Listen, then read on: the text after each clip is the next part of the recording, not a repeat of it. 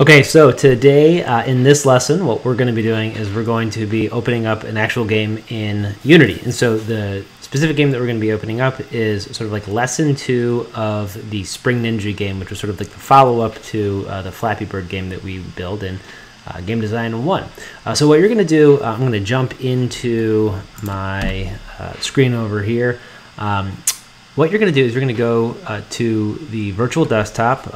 If you don't know how to log in, watch the video from the previous lesson, and you're going to open up Chrome. Now you're going to open up Chrome in the virtual desktop, which is going to be a different session than the Chrome browser that you're in on your Chromebook. I know it's sort of confusing, but go ahead. You're going to go ahead and log in to your Glenbrook Google account and type in your password.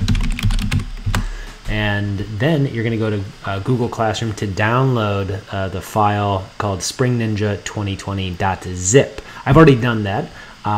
It's going to automatically download to the downloads folder, so I'm going to minimize this for right now, and I'm going to show you where it'll show up on your virtual desktop. So it'll go into your downloads folder. It'll be called Spring Ninja 2020. Now what you're going to do is you're going to right click on this and you're going to click extract all, and then the location that you're going to send it to is the downloads folder. So don't create a new folder called Spring Ninja 2020. Just do exactly what I did right here and then click extract. I've already done that, so I'm not going to do it again. Now, fair warning, it may take 3 to 4 minutes. It takes a little bit of time in this virtual environment. The next thing that we're going to do is we're going to open up Unity. Okay, so I'm going to minimize that. I'm going to double click on Unity the application, not Unity Hub. Now, double clicking on Unity the application will actually open Unity Hub, but it'll save you a step of having to tell Unity Hub where the install is located. But we are going to have to go ahead and sign in. As you'll recall from the last video and from the beginning of the semester, we're going to sign in with our Google account. So again, use your Glenbrook Google account. I'm doing that now. Go ahead, click next, type your password. You may get a notification from Google that someone new is signed in on a new computer, something like that. You can just sort of ignore that, hit accept and OK and all of that. And if you get this message, you can remind me later. And what we're going to do is we're going to set the license. And so the way that we do that is we click on the settings button here, we go to license management, we're going to say activate new license, and then we use it for personal use, not in a professional capacity. Done. And that should be the majority of the sort of setup stuff that you have to do. So now I'm going to go right here, and then I'm going to add. And so what I'm going to do is I'm going to add from my downloads folder. I'm going to click on downloads here. I'm going to add Spring Ninja 2020, select folder, and then it should just work. If it doesn't, you might have to tell it what platform. Just choose 2019.3.10 F1. It's the only one that's an option, and we'll double click. Now, I'm about to pause this because you're going to see that it's going to go through a fairly lengthy process, and I'll sort of come back once it is done.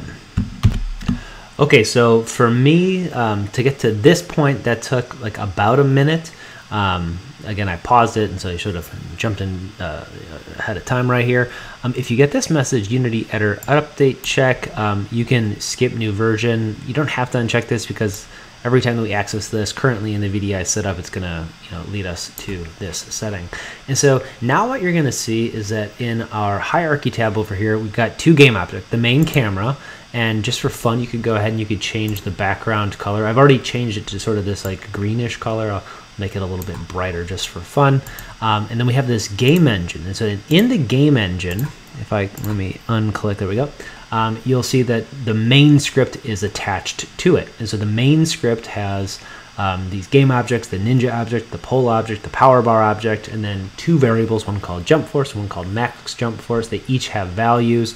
The ninja pole and power bar object all have prefabs assigned to them that you can see right into here. So what I want you to do today is just sort of navigate and explore what there is, what you see right here. So I'm going to double click on prefabs here, and you can see that I've got a pole prefab, a ninja prefab, a power bar prefab. If I double click on the ninja prefab, you can see that I can view it in the scenes view, which is right up here.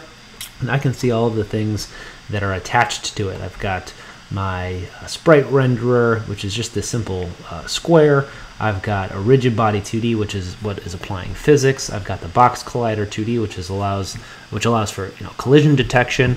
And then go ahead and then press the play button in the game view, and what you're going to see is that a ninja is going to instantiate and fall from the sky. The rigid body gravity scale is going to bring it down. It's going to land on top of the pole. Both of those game objects have box colliders on them. And then when I click, you're going to see that a little power bar icon appears right here. And so your goal is to try to sort of guess or use the power bar to figure out how much force upwards you're going to have the ninja jump as the poles move right to left, so that you can jump from bar to bar. If you fall to your death, then the game starts over immediately. So this is just a rapid prototype of this game. So you can imagine if we were in a normal classroom setting, you would spend some time building a start menu, building a loo scene, adding a counter, changing the graphics. But for today, the assignment is just navigate to here, and then see about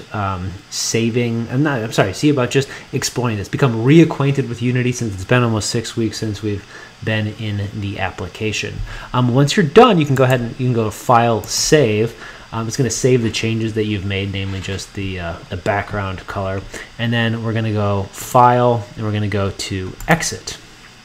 Now, in this current session will still exist. So I could reopen Unity Hub and relaunch that, and everything that I've done will have saved. But as soon as you disconnect, so as soon as you click right here and disconnect, or let this time out after 15 minutes, it's going to disappear. You could try to move Spring Ninja 2020 into your Google Drive right here, and so that would then save it to your My Drive folder on Google Drive. The problem is, if I go back right here, this is a pretty large file, so there's sort of a lot going on in here. Let's see if I can get a little preview as to what it is. If I hover my mouse right here, it's 124 megabytes. So I've had experience where it times out before the upload finishes. But you could try it, you could explore it, and then potentially open it, again at a second time. Okay, so that is. Let me switch over here. All right, so that is the lesson for today. Hopefully it's going to give you sort of a little refresher as to how Unity works. I'm continuing to explore ways that we can run Unity natively on a Chromebook. It doesn't work right out of the box, but there are some indications that it may be possible, and so I'm going to continue to explore that. And what we're going to do is we're going to explore some of the other steps that we would have taken if we were building the Spring Ninja game. So we're going to be creating assets to replace the rectangles with actual animated ninjas, or whatever character you want, and then poles with something that sort of makes sense for this game. We're also going to be looking at media inclusion, so using Audacity in order to create sound effects. I'm pretty sure we're going to be able to get Audacity to work on your Chromebook, so we're going to look at that as well.